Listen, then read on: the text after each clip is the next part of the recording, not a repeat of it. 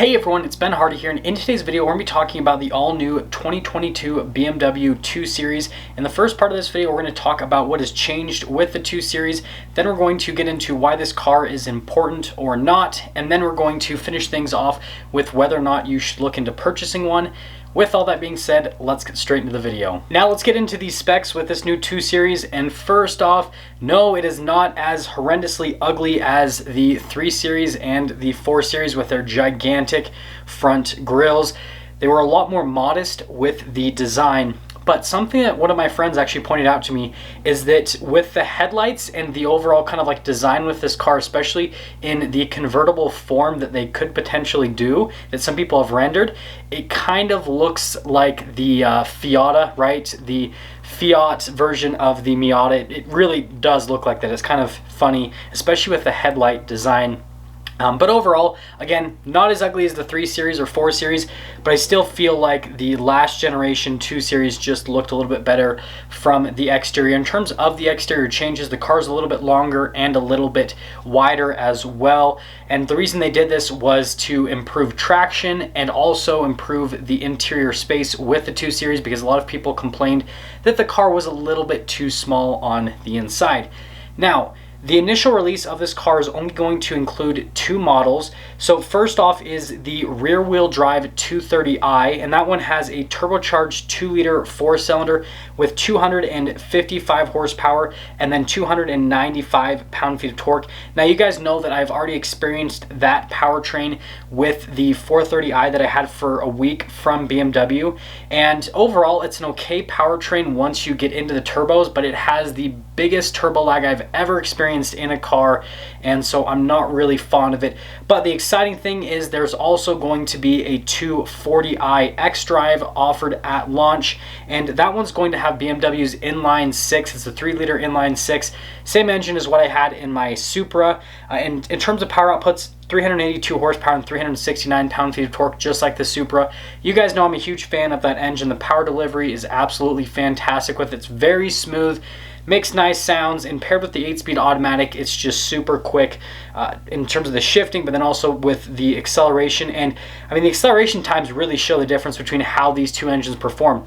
The 4-banger has a 0 to 60 time claimed from BMW of 5.5 seconds, whereas this 3-liter inline 6 gets it from 0 to 60 in 4.1 seconds, right? Pretty large difference, and that's just because that 3-liter has so much torque on the low end and just really gets it up and moving.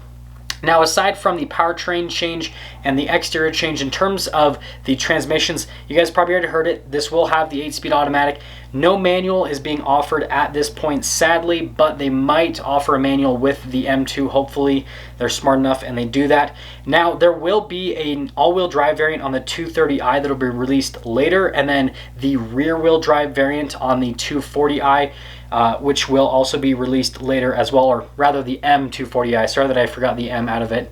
I hate that they put M in front of non-M cars. But aside from that, in terms of the interior, it's going to be very similar to what you guys saw in my videos with the BMW 4 Series. So if you haven't seen that series, go watch that on the other channel.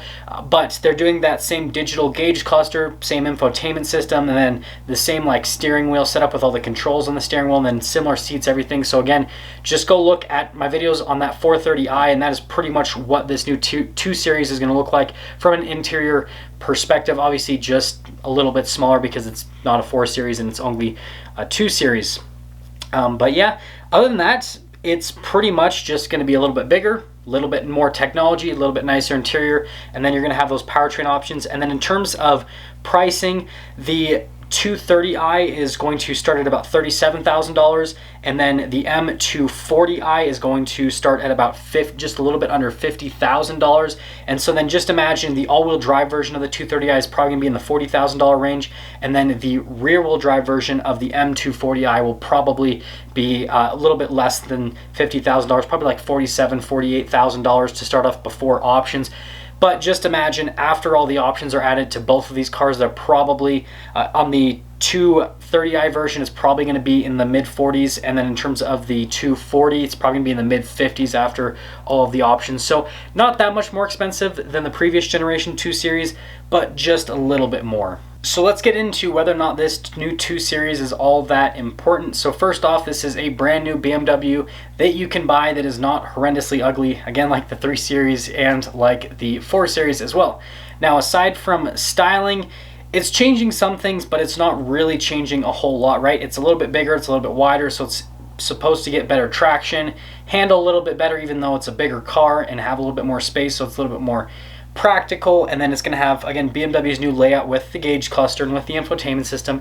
And so it's just kind of making the 2 Series a little bit more modern, but it's not really doing anything groundbreaking with the car, right? Powertrain's pretty similar to what you could get before. And on top of that, right, we can't get a manual transmission yet. So I guess it's kind of a downgrade in some people's eyes because you can't get a manual transmission. But I really wouldn't say that this is doing anything crazy or anything groundbreaking. It's really all that shocking. Looks a little bit different. It's going to drive a little bit different, but for the most part, still pretty much going to be a 2 Series. Now, should you buy this new 2 Series or not? It really depends. So if you currently don't have a 2 Series, then it could be worth it because all of BMW's new tech is absolutely fantastic. That's something that I really liked about the 4 Series that I had for a week. I love the look of the gauge cluster. I love the infotainment system with the wireless Apple CarPlay. It was really easy to use. And overall, it lent to a really nice driving experience. And something that I like about BMW's newer platforms is the fact that they are really tuned towards the luxury side. Like that car rode very smooth. It was very comfortable to daily drive. And so this new 2 Series is kind of going, again, more towards that direction. I think that's also why they're making it a little bit bigger so that it rides a little bit nicer as well.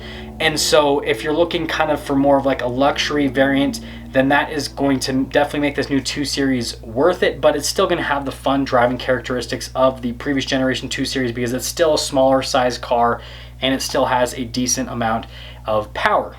Now, aside from all of that, if you currently own a 2 Series, it may or may not be worth it. So if you have a 2 Series with a manual transmission, I'd probably just wait to see if they release a manual unless you, for some reason, want to go for the automatic. But if you got the manual, I'm guessing that you got that for a particular reason. And so I would wait and see if they offer a manual, and they might only offer it with the M2. And if that's the case, then, well, if you're going to trade up, you might as well just wait and trade up to the M2. But other than that, if you're not really into the whole tech stuff that they added to the car and you're okay with your current car's ride quality and all that kind of stuff, I would just stick with your current car and just kind of wait to see what they do with the 2 Series and see if they really shake things up with some package or another.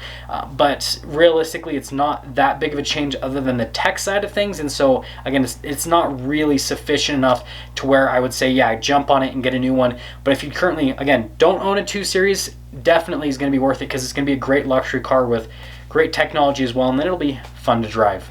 Now, that's going to sum things up for our video on this 2022 BMW 2 Series. As always, if you're stopping for the first time, I'd really appreciate it if you'd subscribe, comment down below what you think as well. And then if you do feel like my videos are of value to you, I'm going to include a link to my Patreon in the description down below. I really appreciate your support over there, and I'll see you guys.